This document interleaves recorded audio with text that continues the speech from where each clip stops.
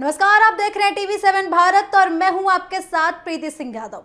कार्यक्रम की शुरुआत करेंगे। वेनेजुएला में आए दो शक्तिशाली भूकंपों ने भारी तबाही मचा दी है।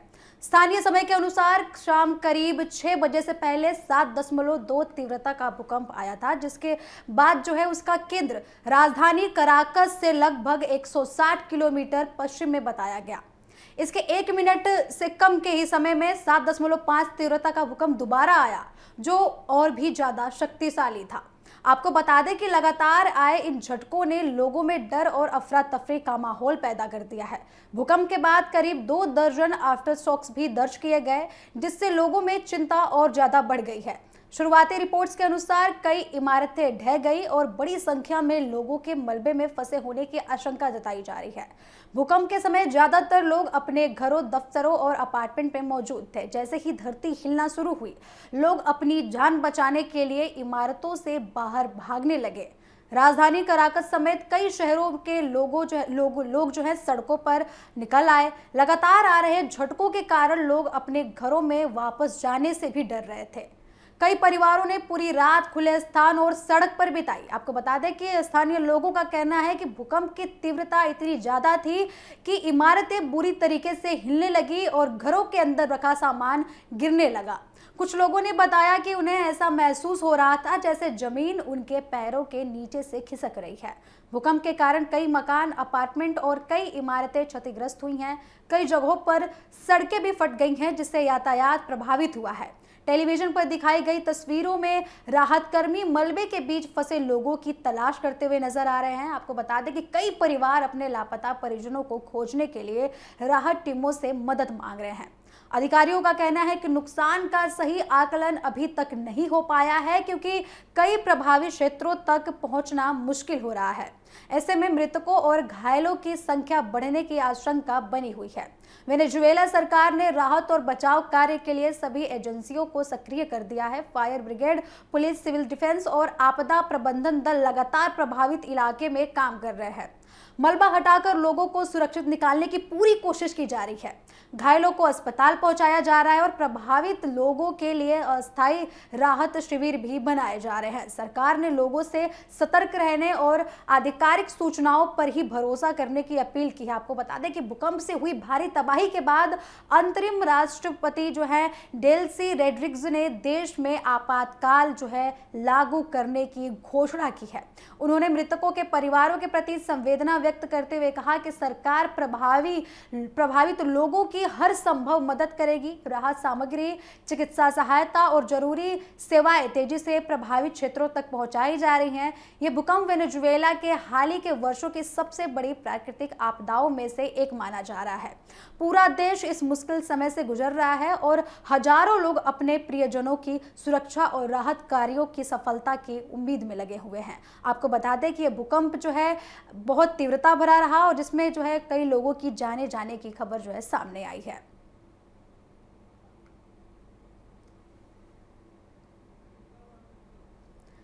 तो राहत बचाव कार्य लगातार जारी है। वेनेजुएला में आए इस भूकंप के कारण कई लोगों की जान जाने की खबर सामने आई है। आपको बता दें कि शाम 6 बजे ये भूकंप आया, जो 7.2 तीव्रता का था।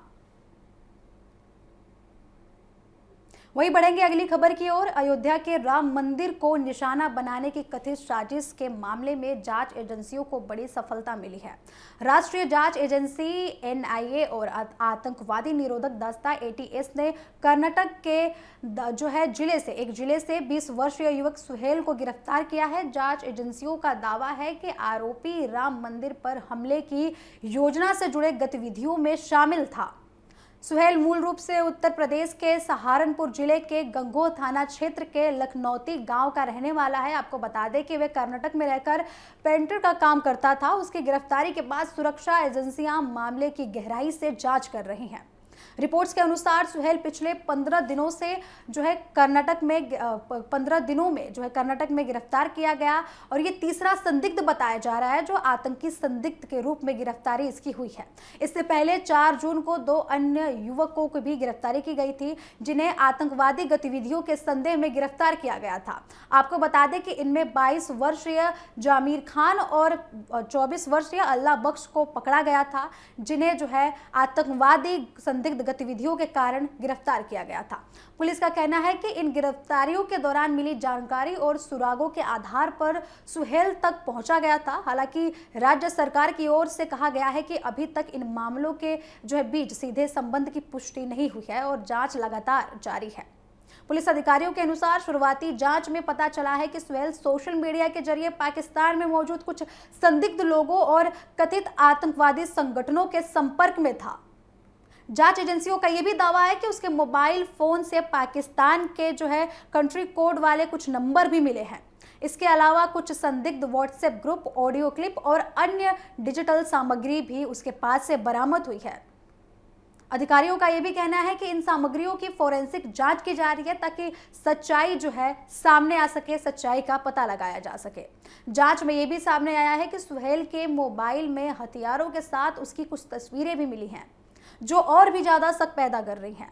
आपको ये भी बता दें कि अधिकारियों का ये भी दावा है कि कुछ ऑडियो कॉल रिकॉर्डिंग में राम मंदिर पर हमले को लेकर बातचीत होने के संकेत मिले हैं। सोचिए कि अगर इनकी गिरफ्तारी नहीं होती तो कितनी बड़ी दुर्घटना सामने आती। बातचीत होने के संकेत के बाद जो है सभी तथ्यों की अभी विस्तृत जांच की जा रही है और अंतिम निष्कर्ष जांच जो है पूरी होने के बाद ही निकाला जाएगा, क्योंकि पुलिस का कहना है कि हर डिजिटल साक्ष्य की तकनीकी जांच की जा रही है ताकि किसी भी तरीके के निष्कर्ष पर पहुंचने से पहले सभी पहलुओं की पुष्टि की जा सके कि कैसे प्लानिंग की जा रही थी, कौन कौन लोग संपर्क में थे उसके और कौन सी कंट्री से उसके कॉन्टैक्ट थे। पाकिस्तान से तो सामने ही आ रहे हैं, ये भी जांचा जा रहा है कि किसी और देशों के साथ भी तो इसके संपर्क नहीं थे। वहीं पुलिस ने यह भी बताया है कि प्रारंभिक जांच में आरोपी के कुछ संदिग्ध संपर्कों की जानकारी भी मिली है। उन्होंने कहा है कि यह मामला पहले पकड़े गए कुछ अन्य संदिग्ध मामलों से मिलता जुलता दिखाई दे रहा है, लेकिन अभी और साक्ष्य जुटाए जा रहे हैं। साथ ही ये भी जानकारी मिल रही है कि कुछ संदिग्ध लोग कर्नाटक में दाखिल हुए थे जिनकी जांच की जा रही है।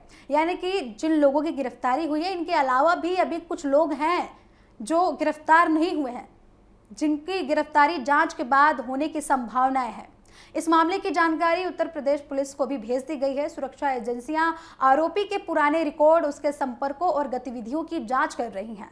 राम मंदिर देश का एक महत्वपूर्ण धार्मिक स्थल है। आपको बता दें कि राम मंदिर जो है पिछले कुछ दिनों से खूब चर्चा में है।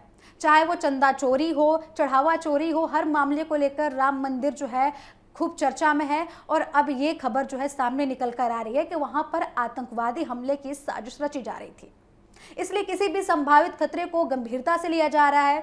फिलहाल जांच एजेंसियां ये पता लगाने में जुटी हुई हैं कि आरोपी अकेले काम कर रहा था या उसके साथ कोई बड़ा नेटवर्क भी जुड़ा हुआ था, क्योंकि कोई भी आतंकवादी जो है अकेले किसी भी घटनाक्रम को अंजाम नहीं देता है, उसके पीछे जो है बड़ा नेटवर्क छुपा होता है। तो इस मामले में पाकिस्तान के भी लिंक्स सामने आ रहे हैं। आपको बता दें कि मामले की जांच जारी है और आने वाले दिनों में और भी जानकारियां सामने आ सकती हैं। अगली खबर यूपी विधानसभा चुनाव 2027 से जुड़ी हुई है। बहुजन समाजवादी पार्टी यानी कि बसपा ने उत्तर प्रदेश विधानसभा चुनाव 2027 की तैयारियों को देखते हुए एक संगठन में जो है अपने संगठन में एक बार फिर बड़े बदलाव किए हैं। पार्टी सुप्रीमो मायावती लगातार संगठन को मजबूत करने और पुराने वोट बैंक को दोबारा जोड़ने की कोशिश में लगी हुई हैं। इसी रणनीति के तहत गौतम बुद्ध नगर समेत 6 जिलों में जो है फेरबदल किया गया है। आपको बता दें कि राजनीतिक जानकारों का मानना है कि जो है बसपा आने वाले चुनाव से पहले अपने कार्यकर्ताओं और नेताओं को सक्रिय करने के लिए जमीनी स्तर पर संगठन को मजबूत करने में जुटी हुई है। पार्टी ने कई वरिष्ठ नेताओं को नई जिम्मेदारियां सौंपी हैं, जो एक बड़ा रणनीति माना जा रहा है। आपको बता दें कि केंद्रीय कोऑर्डिनेटर रणधीर सिंह बेनीवाल को सहारनपुर के साथ साथ मुरादाबाद मंडल की जिम्मेदारी दी गई है, जो एक बड़ा फेरबदल जो है देखने को मिल रहा है। वही नरेश गौतम को एक बार फिर गौतम बुद्ध नगर का जिला अध्यक्ष बनाया गया है। इसके अलावा जो है पूर्व एमएलसी भीमराव अंबेडकर, पूर्व मंत्री गयाचरण दिनकर और पूर्व एमएलसी विजय प्रताप सिंह को कानपुर मंडल की जिम्मेदारी सौंपी गई है। आपको बता दें कि दूसरी ओर लक्ष्मी सिंह सूरजपाल और दीपक बौद्ध को मेरठ मंडल का प्रभारी बनाया गया है। पार्टी ने अकबरपुर सीट से मनोज वर्मा को उम्मीदवार घोषित करने की चुनावी तैयारी के संकेत दिए हैं। बसपा नेतृत्व का मानना है कि मजबूत संगठन ही चुनावी सफलता का सबसे बड़ी जो है कुंजी है। तो बसपा तो पूरी तैयारी में दिख रही है। इसके अलावा और जो दूसरी पार्टियां भी हैं, जैसे बीजेपी हो गई, समाजवादी पार्टी हो गई, सभी विधानसभा चुनाव को लेकर तैयारियों में जुट चुके हैं। सभी जो है अलग अलग रणनीति पर काम कर रहे हैं। पिछले कुछ वर्षों में जो है बसपा में कई नेता और कार्यकर्ता दूसरे दल में शामिल हो गए। ऐसे में पार्टी की कोशिश है कि जमीनी स्तर पर कार्यकर्ताओं की जिम्मेदारी जो है देखी जाए और कार्यकर्ताओं को जिम्मेदारी देकर उन्हें संगठन से जोड़े रखा जाए। यही वजह है कि मायावती लगातार संगठन में बदलाव कर रही हैं और नए सिरे से टीम जो है तैयार करने में जुटी हुई हैं। मायावती पहले ही साफ कर चुके हैं कि पार्टी दलित समाज के साथ साथ ब्राह्मण और ओबीसी वर्ग को भी विशेष महत्व देगी, क्योंकि बसपा को जो है दलित पार्टी माना जाता है। बोला जाता है कि बसपा जो है दलित लोगों पर ज्यादा ध्यान देती है और जो है जनरल वर्ग जो हो गया, ओबीसी वर्ग हो गया, इन पर ध्यान नहीं देती है। लेकिन पार्टी ने इस बार पूरी तरीके से इस बात को क्लियर किया है कि इस बार जो है ब्राह्मण और ओबीसी वर्ग पर भी विशेष ध्यान दिया जाएगा, उन्हें विशेष महत्व दिया जाएगा। वहीं ये भी माना जा रहा है कि बसपा एक बार फिर जो है सोशल इंजीनियरिंग के फॉर्मूले को मजबूत करने की तैयारी में है। 2007 में इसी रणनीति के दम पर बसपा ने उत्तर प्रदेश में पूर्ण बहुमत की सरकार बनाई थी। अब पार्टी उसी मॉडल को नए रूप में लागू करने और अपने पुराने जनाधार को वापस लाने की कोशिश में है, क्योंकि जो है विधानसभा चुनाव 2027 में आने वाले हैं और बसपा की पूरी तैयारी है कि जैसे उन्होंने पहले चुनाव जीता था उसी मॉडल पर फिर से चुनाव जीतने की जो तैयारी है बसपा की ओर से की जा रही है। आपको बता दें कि बसपा के सामने सबसे बड़ी चुनौती अपना खोया हुआ जनाधार वापस हासिल करना है। 2022 के विधानसभा चुनाव में सत्ता गंवाने के बाद पार्टी लगातार कमजोर होती गई है। 2024 के लोकसभा चुनाव में पार्टी एक भी सीट नहीं जीत सकी थी। 2017 के विधानसभा चुनाव में भी उसका प्रदर्शन उम्मीद के मुताबिक नहीं रहा, जिसके बाद पार्टी जो है नई रणनीति पर काम कर रही है। 2019 के लोकसभा चुनाव में समाजवादी पार्टी के साथ गठबंधन कर बसपा ने 10 सीटें जरूर जीती, लेकिन ये गठबंधन ज्यादा समय तक नहीं टिक सका। पार्टी इसके बाद 2022 के विधानसभा चुनाव में पार्टी को केवल एक सीट से ही संतोष करना पड़ा। ऐसे में 2027 का चुनाव बसपा के लिए बेहद ही महत्वपूर्ण माना जा रहा है। राजनीतिक विश्लेषकों का कहना है कि अगर ये चुनाव पार्टी के भविष्य और राजनीतिक अस्तित्व के लिए निर्णायक साबित होता है और ये जो रणनीति ये बना रहे हैं, ये रणनीति अगर काम करती है तो शायद जो है इस 2027 के चुनाव में बसपा की सरकार बन सकती है। यही कारण है कि मायावती कोई भी मौका गंवाना नहीं चाहती हैं और संगठन में बदलाव, नए चेहरों को जिम्मेदारी और विभिन्न सामाजिक वर्गों के साथ जोड़ने की रणनीति की इस दिशा में कदम उठा रही हैं। अब ये देखना होगा कि संगठन में किए गए बदलाव बसपा को कितना फायदा पहुंचाते हैं और कितना नुकसान पहुंचाते हैं। फिलहाल पार्टी पूरी ताकत से 2027 विधानसभा चुनाव की तैयारी में है और 2027 में चुनावी मैदान में उतरने में जुटी हुई है। और मायावती एक बार फिर उत्तर प्रदेश की राजनीति में अपनी मजबूत मौजूदगी जो है दर्ज कराने की पूरी कोशिश में जुटी हुई हैं।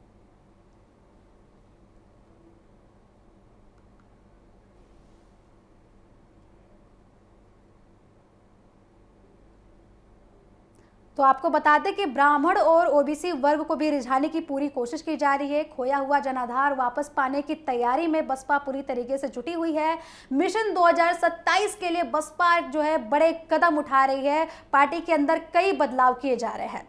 तो कुल मिलाकर यूपी में विधानसभा चुनाव 2027 की जो है चुनावी गर्मी का माहौल और भी ज्यादा बढ़ चुका है। सभी राजनीतिक दल पूरी ताकत के साथ अपनी अपनी तैयारियों में जुट गए हैं, चाहे वो समाजवादी पार्टी हो, भारतीय जनता पार्टी हो या फिर बहुजन समाज पार्टी हो। सभी दल 2027 के उत्तर प्रदेश विधानसभा चुनाव को लेकर अभी से अपनी अपनी रणनीति और संगठन को मजबूत करने में जुटे हुए हैं। बाकी इस कार्यक्रम में इतना ही। खबरों का सिलसिला जारी है, देखते रहे टीवी 7 भारत। नमस्कार।